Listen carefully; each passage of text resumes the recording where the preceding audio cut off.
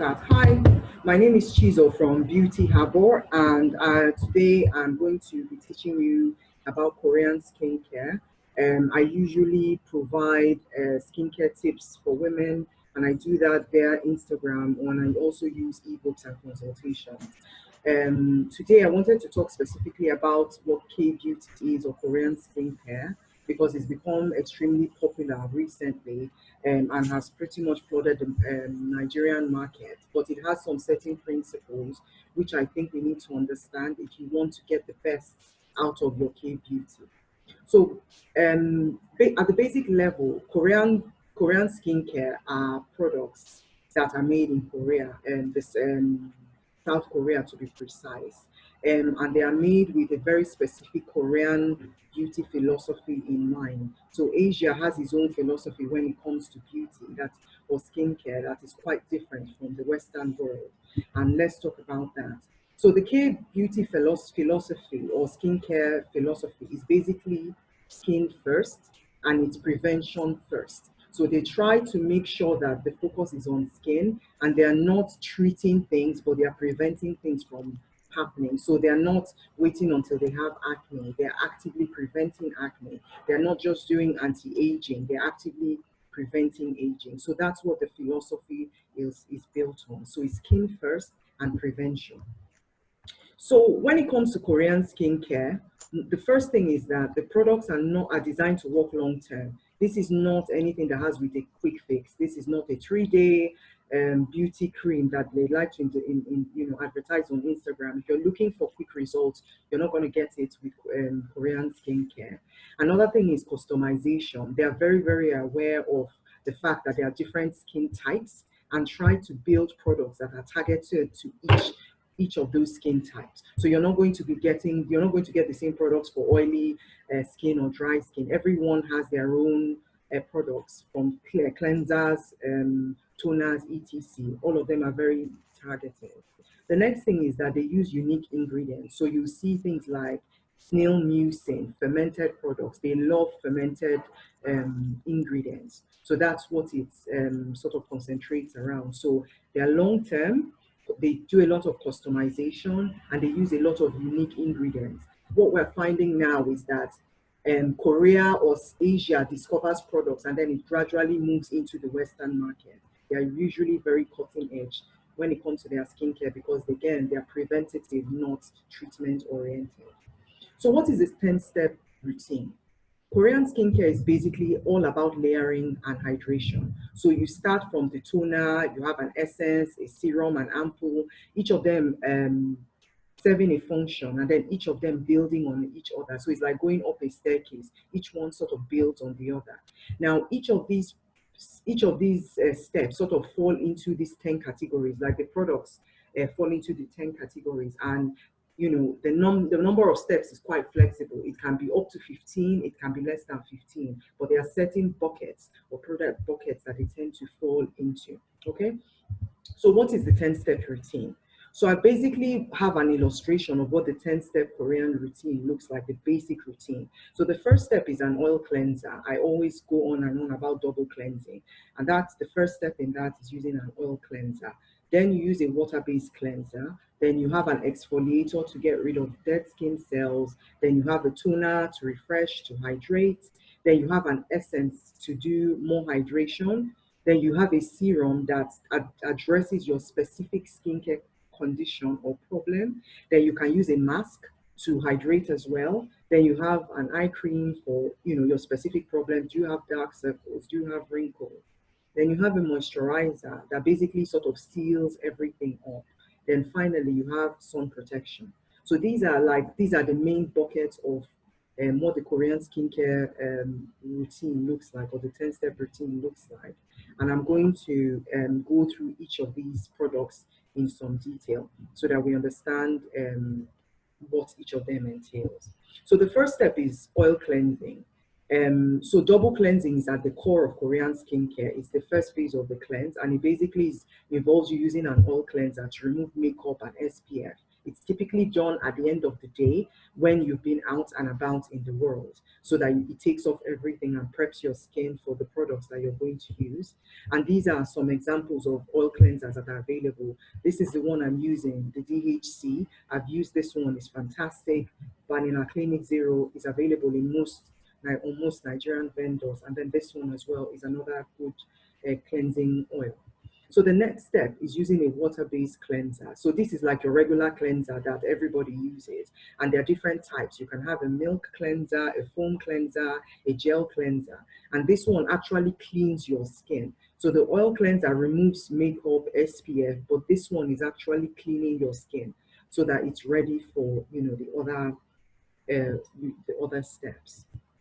And these are some examples of, Korean water-based cleanser.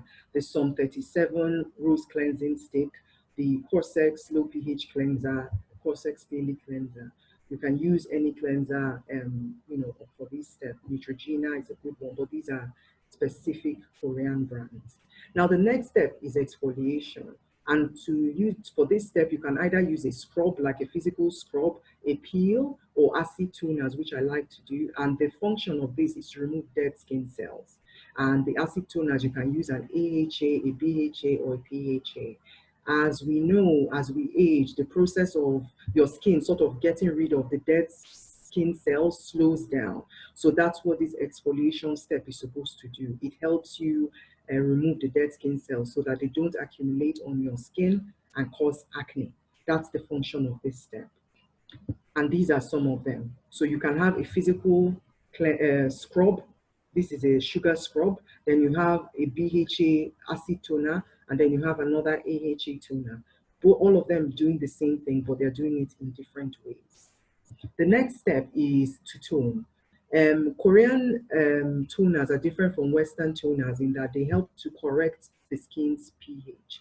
The skin's pH is normally acidic, and it helps to return this to the acidic pH, and also hydrates your skin. So that's the function of this. You've washed your face using an alkaline, because soap is basically alkaline. Then by the time you now tone, it takes your skin back to the acidic pH. You can use a hydrating toner or an exfoliating toner, but that's essentially what it does. And this can be regarded as the final step for cleansing, because when you finish cleansing and you use a toner with a cotton pad, sometimes you'll actually notice that there is still some dirt left on your face, but this step really gets rid of everything finally.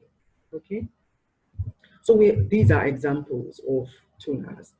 Ski 2 had a label, the cream refiner. This has hyaluronic acid, this one has some AHAs, and this one is a hydrating toner. So the next step, or the step 5, is an essence. And this one is specifically unique to Korean skincare. And here, essences are formulated with fermented ingredients, and they help in cellular regeneration and turnover.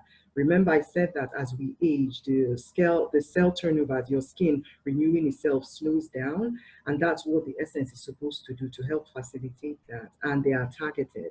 You can have ones that target fine lines, wrinkles, dullness, or whatever the case may be. That's the job of an essence.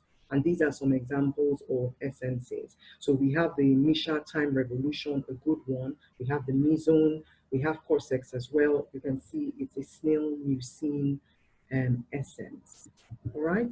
So the next step is the serums and ampules. Now this one is what I would call like a treatment step, and it cuts across both in Western and Korean skincare. So this is when you get like a concentrated ingredient. So things like, so it treats your specific skincare condition. So if you have a dullness, a vitamin C serum will help with that. If it's dryness, a hyaluronic acid serum will help with that. If it's acne, a BHA serum will help with that. So that's essentially what a serum is. So it's a moisture plus a treatment in one very concentrated little vial. So that's what it's supposed to do. It's a treatment. So these are some examples of Korean treatment serums, right? So another step is the sheet mask. Now this mask is optional. It's not something that you need to do every day in your routine. It can be added as you need it. Again, its sheet mask also contains ingredients that are targeted to your specific skincare condition, hyperpigmentation, acne, dullness, and it's something that, and it also, it's basically a hydrating step. So it's basically treatment plus hydration all in one. And it's something that you can do maybe once a week or 2 or 3 times a week. You don't have to do it every day. But because Koreans really focus on hydration, depending on how much you want to do that, then you can use a sheet mask. These are some of the very popular sheet masks, Tony Noli, and then this, I don't know, this is a nameless brand, but you can find them quite easily, and they are usually quite inexpensive. They range between $1 to $1.50. The eighth step is an eye cream. We all know what eye creams can do. Basically, because the skin underneath the eyes are thinner, you're likely to see the signs of aging there first. So what an eye cream does is to moisturize that thinner aspect, help with the darkness or dark spots, or dark under eyes, and then help prevent crow's feet. So like a Western eye cream, the Korean eye cream is going to do the exact same thing. Okay. So the ninth step is moisturizer. This is usually the final step for most people. It seals in everything. There are different types of moisturizers depending on what your skin type is. If you're dry, you're going to look for a heavier, more hydrating moisturizer. If you're oily, you're going to look for an oil-free moisturizer. But the goal of a moisturizer is to basically seal it all in. So you've hydrated, you've used your serums, and whatever you may have, and this sort of seals everything in. Okay, these are examples of moisturizer. This is a Dr. Jad ceramidine cream, so this is heavy on ceramides. This is an emulsion. This is a lighter moisturizer. So if you have dry skin, this is going to be one for you. Then this is another one which contains birch sap. So if you have acne prone skin, this is one for you. So birch sap is a natural version of BHA. So depending on your skin type, again, you're going to have a specific moisturizer for you. So the final step is sun protection. And when it comes to sun protections, Koreans do not play at all.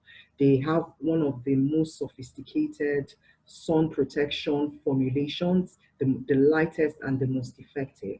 And different from the Western sunscreens, you will notice that they do not use an SPF rating. They have what they call a PA rating, which basically means persistent pigmentation.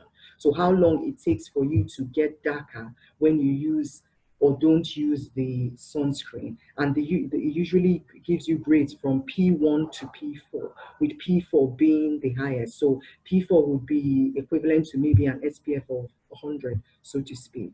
And like I said, they have one of the most sophisticated sunscreen formulations. So if you're looking for sunscreen that is not heavy, that is not going to clog your pores, that doesn't leave a cast, you're likely to find one with the Korean skincare brands. And all of them are usually broad spectrum and protect you from UVA and UVB rays, which you don't find all the time with Western sunscreens. Okay, so these are some examples of them. This one is one of the sunscreens that I've used repeatedly. It doesn't give a white cast, extremely light, goes on like a dream. And then these are some other Korean branded sunscreens, again, quite available here in Nigeria. So what are the Korean skincare principles, basically? It's basically hydrate, and hydrate some more. That's what they're all about, because basically your skin is not able to function properly when it's not hydrated. So if you're dealing with things like acne, whatever your skincare condition is, if your skin is not properly hydrated, and I don't mean drinking water, but hydrated on the surface, it's not going to be able to deal with any of the other skincare conditions that you're dealing with. Another thing that it focuses on is layering. So you will notice that with each step you're building on before. So they're going from the lightest products to the heaviest products. So your moisturizer or your sunscreen are going to be the heaviest items in your routine. So it sort of builds on that. And then it's basically pat till you drop. Koreans like to pat in their skincare. They don't like to rub because they believe it's going to traumatize the skin. They pat, pat, pat. And that has been, what do you call it? Research shows that it actually aids in absorption. Another thing is consistency. Like I said, Korean skincare is basically not something that is talking about overnight treatment. You have to be consistent with it because you're thinking about long term. So consistency and diligence is important when it comes to that. So I know, the 10 steps can be a bit overwhelming. And then people usually ask, well, but with all these 10 steps, which ones are the absolute essential if I want to, embark on a Korean skincare routine? And this is what I've tried to do here. I've grayed out the ones that I think are not important. And then these ones are the ones that I think are absolutely important. Obviously, cleansing is important. You should double cleanse all the time. You must wear a sunscreen every single day, even when it's cloudy. Moisturization is important. If you have a skincare condition, then using a serum is important. However, if your skin is normal and balanced, then you might not need to use a serum. Toning is quite important because it also helps you to hydrate. Exfoliation is important as well because you want to get rid of dead skin cells. So if you ask me, you basically need the cleansing is important. Toning and exfoliating, I will put them together because you're not going to exfoliate every day, so you can alternate between exfoliation and toning. Moisturizing, you should do this every day, and then SPF obviously every day. So these, I think, are the most important steps in a Korean skincare routine. Okay. So another question I get asked is that what are the Korean brands? So these are some of the brands that you can find and you can use, which are usually they're quite good brands, and you can be sure that you're going to get a good product. I don't know how to pronounce this one, but this is a really good brand. It's one of the higher end brands. Innisfree is a good one, not is very affordable. I would equate that to maybe like CeraVe, Vanilla and Co as well, very good one. Some 37, I will say, is a mid-range, not too expensive but pricey. Corsex as well is a good one, not expensive. Skin Food is a good one. Maison, I would say middle range. Laneige is definitely on the higher end, and then Hadalabo, I would say middle-ish. So these are some of the brands that you can get when it comes to, or you can use when it comes to Korean skincare. Now, where can you buy it? I usually buy from Beauty Tab. It's a Korean website, and they ship worldwide. It's based in Korea, so this is the mecca when it comes to Korean skincare products. Then there is Soko Glam. This is a US based Korean site. It also has a wide range of Korean products, and then you can get them from Amazon.